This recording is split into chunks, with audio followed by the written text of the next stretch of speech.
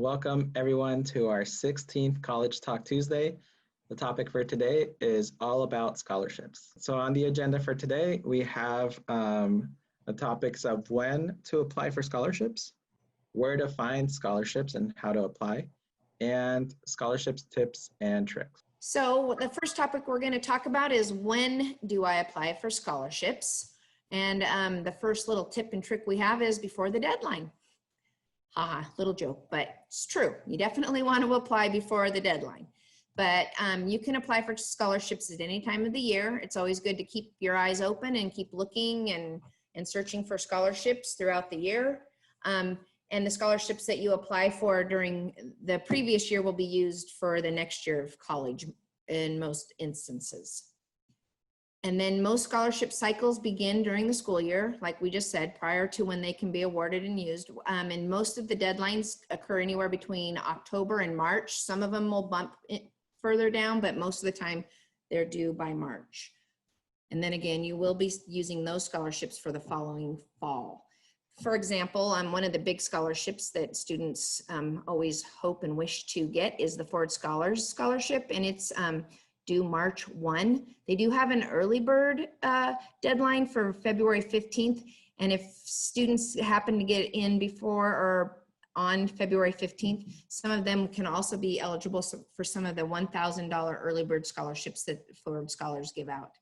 And then also for a local example, the Jefferson County Scholarship Program, it just happens to be a school district that I work with, in a county in Oregon that I work with. All of their scholarships are due on the 18th or the 15th of April, excuse me. And they have kind of a hub. So all the local county scholarships, most of them run through this Jefferson County Scholarship Program. So the students only have to fill out one application and they automatically are applied to quite a few, or they can check the boxes as to which ones they're interested in applying to. And then the last thing is to be aware of varying application requirements and deadlines, because not all scholarship applications are just an essay and a transcript. And sometimes with this year, some deadlines can be changed. So because of COVID, a lot of the scholarships that were due in like March and April were actually extended to June and July. So there are extenuating circumstances where that can happen, but for the most part, they're set and need to be filled out usually April at the latest. So here's 3 big things about scholarships and deadlines that are really, really important. So first off, the FAFSA and ORSA, it opens October 1st. The quicker you get that filled out and turned in, the more priority you can get for some of the dollars. And a lot of, not all, but some scholarships require filling this form out. Then OSAC opens in the 1st of November, and there are a lot of scholarships on that website. And again, a lot of times it can be one application and then a lot of scholarships, or they just also list a bunch of different scholarships and when the due dates are. It's the Oregon Office of Student Access and Completion, OSAC. It's a good one to remember. And then the Oregon Promise is another big one for students that are going to community college, and it opens November 1st with a deadline of June 1st. But again, the sooner you get that turned in, the better off you are. And we really encourage students to apply for this, even if they're, especially if they're kind of up in the air, or even if they think they know what they want to do, because it's definitely a good one to fall back on in case their university or 4-year plans fall through and they end up at a community college. They at least have that filled out and could be in line for some money there. Yes, Oregon Promise is definitely a must. It's a very quick application, super easy, and the requirements are also fairly easy to reach and fulfill. Usually the application can take anywhere from 5 to 10 minutes to fill out, and you can just tell them that your school will be submitting a transcript for you, and your advisor at your school would get an email and they can provide a copy of your transcript. So it's one of the easiest applications to fill out. And quite honestly, if you can guarantee 2 years of community college for free, just from that, I would totally highly recommend that you do that, because even if that's not your first plan, it's a great backup plan to fall back on if other things don't work out. So definitely do that one. Totally worth the time. Absolutely. And it's also found on the OSAC website. So, but it will not be, it would be separate from their scholarship portal. So it's a little bit different, but still found at the same, in the same website. So a separate application, however. This is off the Clover website, and it's a great cross sample of local, state, and even some national chances. But as you can see, they have the Oregon Promise on here. They have some of the local scholarships, such as the Jefferson County Livestock Association. But then I also know this Veterans of Foreign Wars is a great scholarship that you can win it locally, and then you move on to the state competition if you win, and if you win that, you can move on to this national scholarship competition. So this is a great example of what some of the schools might have on their websites. So it gives all the dates, and it's a great place. So it kind of covers the when and where. So when to apply and then where to apply. But I also want to just point out that these dates were also, they were changed due to the COVID-19 pandemic. So next year, these will probably all would be due at an earlier time if we're not in the same type of a situation. So I'm going to be covering where to apply for scholarships, or where to even find scholarship to apply for. So as we mentioned previously, OSAC for Oregon students is a great place to start because it functions like a big scholarship hub that hosts, I think they say, about $17 million in scholarships. So they have a long list of scholarships that students can select to apply for, and it's all in one portal.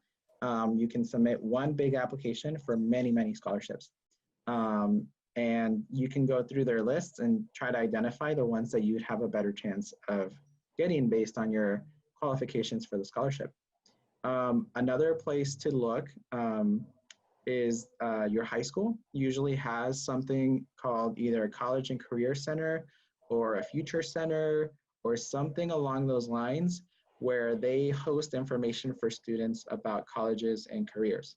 And so if your school has that, I would highly recommend getting in touch with the person that's in charge of that center or that resource.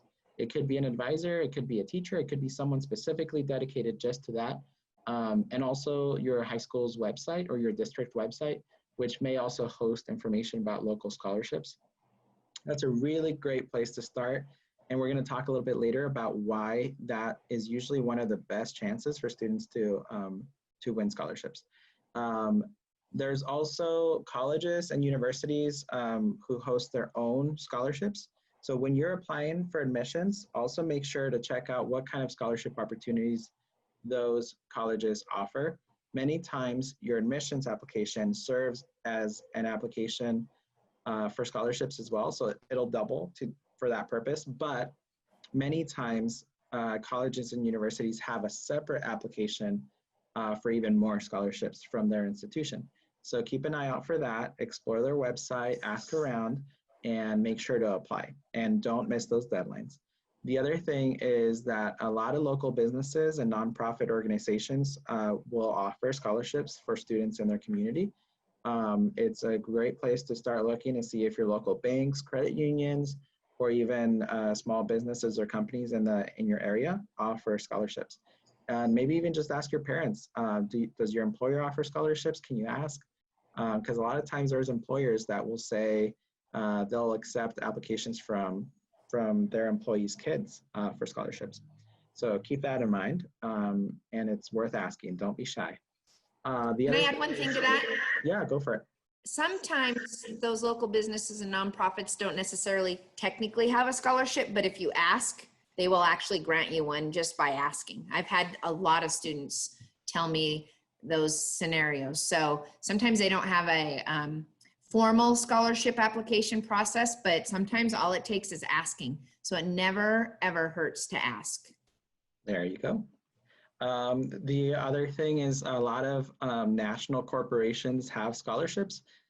Usually they're a little bit more competitive and harder to get, but just really big companies like Walmart, Taco Bell, McDonald's, you name it, all those really big companies tend to have something on their websites. It's kind of hidden and hard to find, but if you just like Google around, like check around some of those websites, Many of them do have scholarships. They're usually split up with either national or regional areas to apply for. So like if you're in the Northwest, you would like, I think I remember applying for like McDonald's or something when I was in high school, and they broke it down by region. So I was competing with students from Oregon, Washington, Idaho.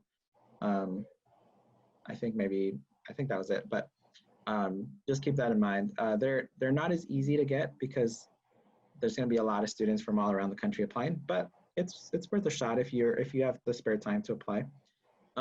Also, social media can be a huge time sink, but if you are already on there, might as well check if there's any good resources for scholarships. I know that for Oregonian students on Facebook, there's a group called Career and Colleges Resources for Oregon Students. It sounds kind of weird, but if you look that up, I'm sure you're going to find that group, and that actually has a lot of professionals from colleges and just different organizations from around Oregon, and they share a lot of opportunities for students. So if you join that group, I'm sure you're going to find some opportunities on there, and they're always posting. So that's a great place to look. There's also another page called the College Place Oregon, and that's run by an organization called ECMC, and they post a lot of great information for students on there as well. And I just want to make sure that I mention all this information applies to current high school students, but also to college students, to current college students. Remember that every year is a new college financial aid cycle. So every year students can apply for next year's scholarships and grants. And then lastly, I wrote down here, there's scholarship hubs such as fastweb.com. You got to be pretty careful with these because some of them are not super trustworthy. So just keep an eye out for that. I'll give you a couple tips in a little bit, but FastWeb will help you find scholarships. Usually there's a lot of big national ones. And like I mentioned before, those are kind of hard to get just because there's a lot more competition. But it's still definitely worth a shot just to look around and find some of those scholarships. There's really fun ones too. Like I know the duct tape scholarship for making a prom dress or prom suit is a really popular one that students have a lot of fun doing. There's a lot of really weird fun ones and some that are really easy to apply for. It's just some of them just say create a 5-minute video about something you're passionate about or what you're proud of in your community, little things like that. It's worth a shot, especially if you have the time. Okay, so Scholar Dollars. This is just an example for Oregon State University. Scholar Dollars is a site that Oregon State University developed to host scholarships to make it easier for students to apply to them. Some of these scholarships are specifically for OSU students, or incoming OSU students. So in addition to that admissions application, students can also apply for Scholar Dollars. And that's another, it's kind of like OSAC, but a smaller version of that, that hosts over 1,500 scholarship opportunities and over $50 million in funding. So definitely a place to check out for scholarships, especially if you're going to be an OSU student or you currently are an OSU student. And just keep in mind that those are due by February 1st every year, unless they have to modify it for a certain reason, but usually it's that date. Opportunities for Oregon residents. We've already mentioned OSAC, but I do want to point out that if you do ORSA or FAFSA and submit those applications, you may be eligible for the Oregon Opportunity Grant. So in addition to the federal Pell Grant, which is need-based, there's the Oregon Opportunity Grant, which is funded through the state government. You may also qualify for that. So that's definitely a reason to make sure you get your applications in on time. And then also, like I mentioned before, they just have an endless, like a really long list of scholarships. So check out oregonstudentaid.gov. That's the place to apply. And it always opens on November 1st and usually ends on March 1st. Just a couple of tips on submitting strong applications. Make sure you follow the instructions. That's a really, really important rule. If the instructions say don't go over 1,000 characters or 300 words, do not go over that, because sometimes they automatically discard the ones that do, because it would be giving you an unfair advantage over other applications. Be very personal and specific. Make sure you stand out as much as you can. And that if I were to take your name out of your application and read it, and I could think this could be any student, it's not personal or specific enough. It has to be pretty unique to your own story and your experiences. Speak in your own voice. It's okay to brag. Be proud of your accomplishments and share those with others so that they know everything you worked hard to accomplish. And read it out loud when you revise. It always sounds a little different in your mind, so make sure that you also read it out loud and make sure it sounds the way you hope for it to sound.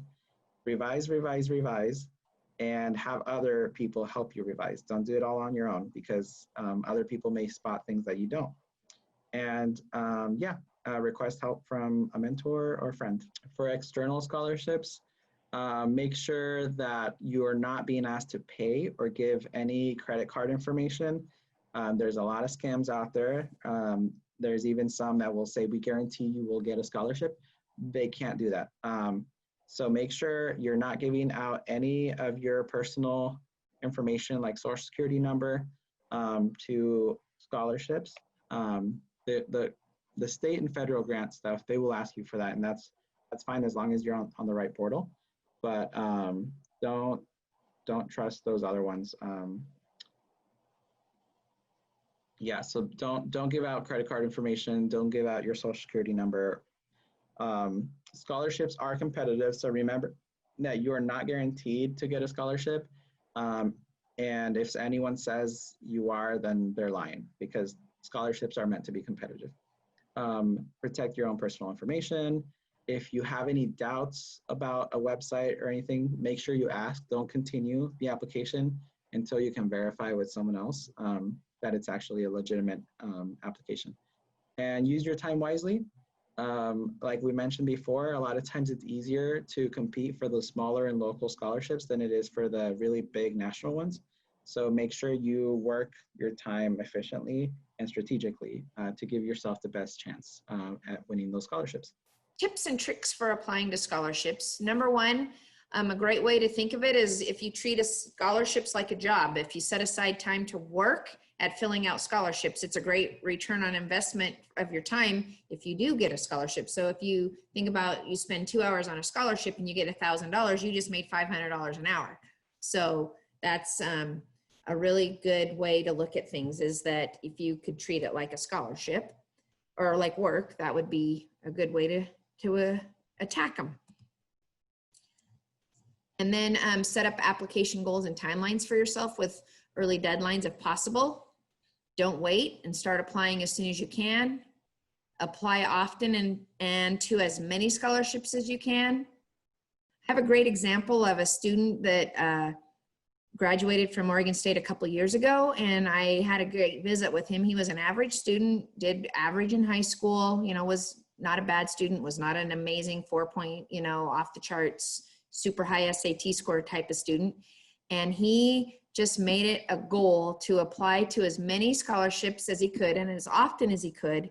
And he always went above and beyond asking about scholarships, and he ended up paying for all of his scholarships all of his college with scholarships. And he told me that the majority of his scholarships were in the $500 to $2,000 range, but he literally paid for college.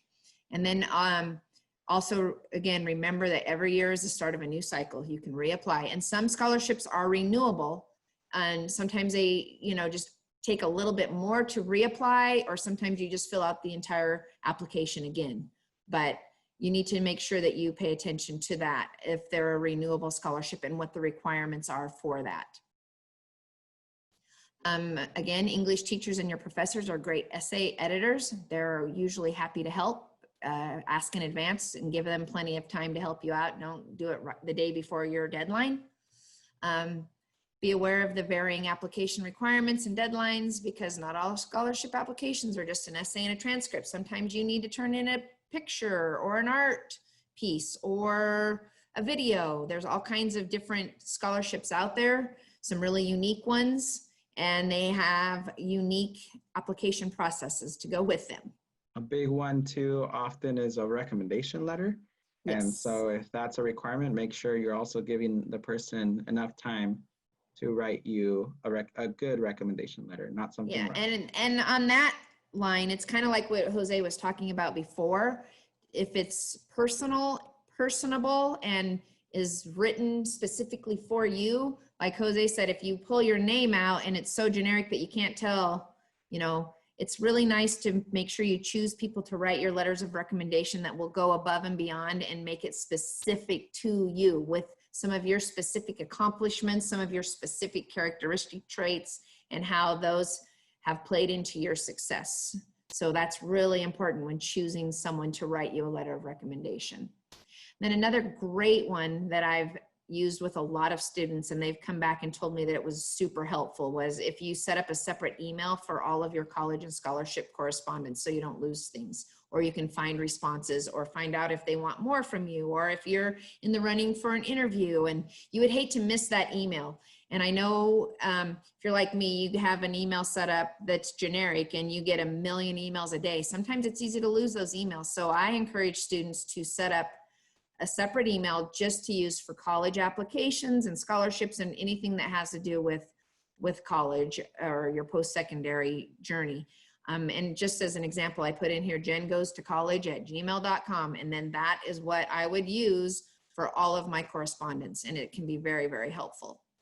And I want to add to that because I just thought of this, and we don't have it written on the PowerPoint, but aside from being responsive to emails, phone calls as well, some committees will try to reach out to you to set up a interview. And if you don't respond, they're going to have to skip you. So if you don't respond to an email trying to set up an interview time or even phone calls, make sure your voicemail is set up and not full. Your inbox should not be full, because then they can't leave you a voicemail if you don't pick up. So make sure you do that. Check your emails and make sure your voicemails are not full and set up. And just in addition to that, make sure that if you do have an interview, that you make the time to get there in person, or if it's online, make sure you're able to connect beforehand, check your connection, make sure everything's good to go. I have a really disappointing example this year. There was a committee person who knows me personally who reached out and said, hey, I just wanted to let you know one of your students was one of our top candidates. They were a runner, like they were the one to beat coming into that interview, but they showed up very late. They were not prepared, and they did not do very well answering the questions because they seemed distracted. And that was just super disappointing because according to this person, before the interview, she was pretty sure this student was going to get the scholarship. But because of that interview, it ruined it, and the scholarship went to another student. So keep that in mind. Those are very important. Be very organized around your emails, your messaging, your communication, your phone calls, and your interviews. Yes. One more thing on that line. Sorry. All these things that are coming to mind. Make sure that your email address is appropriate. No words that aren't appropriate or professional in your email address. And then also it's best if you set up your voicemail with a greeting so they know who they make sure they have the right phone number to leave the message. So, say this is Jennifer and, please leave a message, or this is Jennifer Openlander, please leave a message, so that they know whose email or whose voicemail it is. And also, again, make sure that your emails are always using appropriate words. And then, the other one that's really huge that can help students is to keep a separate Word document. So each time you answer an essay question, make sure you type it out like in a Word document first, because it will show you spelling and grammar errors. And then you copy and paste it into your answers if it's an online application. And then also you can save them on there so that you can keep using those same answers, because a lot of applications ask the same types of questions or the exact same questions. So you can tweak an answer or, use the same answers for multiple scholarships. And we just added this at the end to show what some example scholarship questions might look like. So anyway, some of these are off of the OSAC website, I believe. What are your specific education plans and career goals and why? What inspires you to achieve them? So think about these questions. Think about them for a while before you answer. Write down some notes and then put your answer together. What have you done for your family or community that you care about the most and why? Describe a personal accomplishment and the strengths and skills you use to achieve it. Describe a significant change or experience that has occurred in your life. How did you respond and what did you learn about yourself? And then all of these were to be answered in 1,000 characters approximately, which is around 150 words. So very short answers. So you need to really think through your answers before you write them, out completely on your final scholarship. And Yes. then again, have somebody double check those answers and help you, fine tune it so that you can get the most bang out of your 1,000 characters. So you can sometimes having someone else read it can help you take out words that you don't need so that you can add a little more good content to the answer. Yes, one of the things I usually tell students when they struggle with this, because it may sound like 150 words, oh, that's easy, I can write that really fast. It's not so much about quantity as it is about quality. So that's why for a lot of students, it's actually harder to write a really short essay because you're trying to say a lot in a few words. So usually what I tell my students is write everything you want to say to answer that question, and then let's condense it down to the key essential pieces that are there, the most important, the most impactful words, and use every word, make sure every word counts. Because 150 words, to be honest, is not very much. It's a very, very short statement. So just keep that in mind. It's not about the quantity, it's about the quality of your essay, and make sure not to go over that limit.